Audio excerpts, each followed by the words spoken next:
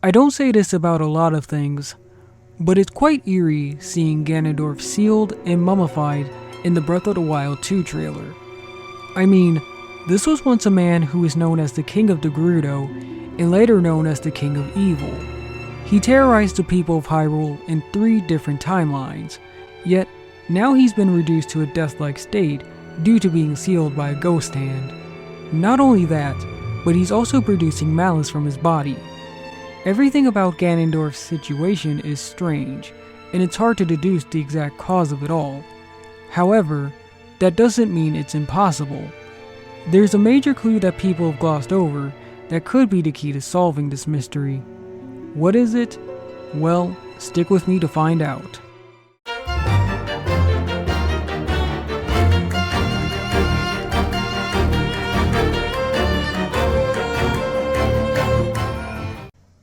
In order to fully understand the mystery behind Ganondorf's corpse, I need to talk about some things first. Let me start things off by saying that I don't believe that the Ganondorf shown in the sequel trailer is a Ganondorf that we've seen before. First off, this Ganondorf is dressed differently from his Ocarina of Time, Twilight Princess, and Wind Waker versions. Then, there's the case of what happened to all the Ganondorfs. We know that in Wind Waker, Ganondorf was killed by Link when Link stabbed the Master Sword into his head. We know that in Breath of the Wild, the Master Sword wasn't with Ganondorf, so that means he's off the list. Next is Twilight Princess Ganondorf. We know that at the end of Twilight Princess, this Ganondorf was killed by Link as well, when he was stabbed in the chest. Not only that, but he later reincarnated in Four Swords Adventure, as stated in the Hyrule Historia. Speaking of Four Swords Adventure Ganondorf, we don't get to see this version of the character, since he was transformed into Ganon before the beginning of the game. However, we do know that he was sealed into Four Sword at the end of the game. Finally, Ocarina of Time Ganondorf transforms into Ganon during his final battle against Link. He defeats Link and obtains the Triforce, but he stays in his Ganon form.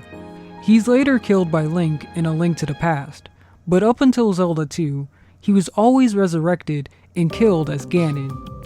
Almost each version of Ganondorf is dead, with the exception being Four Swords Adventure Ganondorf, so I doubt the Ganondorf in Breath of the Wild 2 is a previous one. Now that I've given my thoughts about the identity of this new Ganondorf, let me move on and talk about the setting that we see in the sequel trailer. It's obvious to tell that the setting takes place in an underground ruins. From what I can tell, it looks like the ruins could have been built by the Zonai.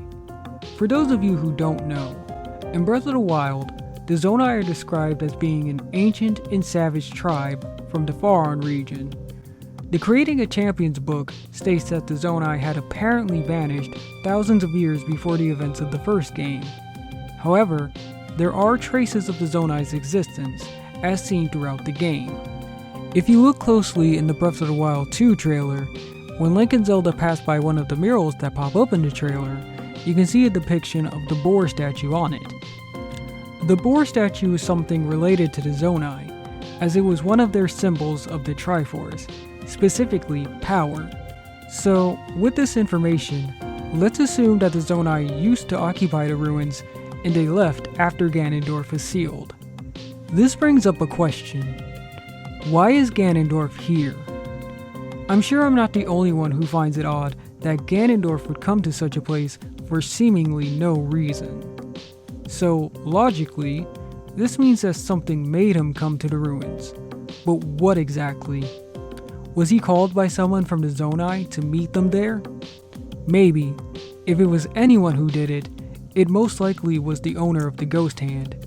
And since we know that Ganondorf was sealed, then that means either it was a trap or something else happened. While that may be the case, I believe there was only one thing that would be important enough to draw the attention of a character like Ganondorf, and that is power. Think about it. Ever since his introduction in Ocarina of Time, Ganondorf has been shown to be a power-hungry individual. It was his lust for power that made him the wielder of the Triforce of Power. It was his lust for power that caused him to take the trident in Four Swords Adventure. There's a quote from Twilight Princess that fits Ganondorf's character perfectly. Those who do not know the danger of wielding power will, before long, be ruled by it. So what kind of power could Ganondorf have been looking for that the Zonais had? That I'm not entirely sure of. But in the Creating a Champions book, it stated that the Zonai were said to be powerful magic wielders, so it's most likely connected to that. If the Zonai's magic was as powerful as it's believed to be, then Ganondorf would be interested in obtaining it, and it's why I think he's the reason for the Zonai's disappearance. Ganondorf is no stranger when it comes to killing people to get what he wants. In Ocarina of Time and Twilight Princess, Ganondorf was a ruthless thief who had led his people to do horrendous acts.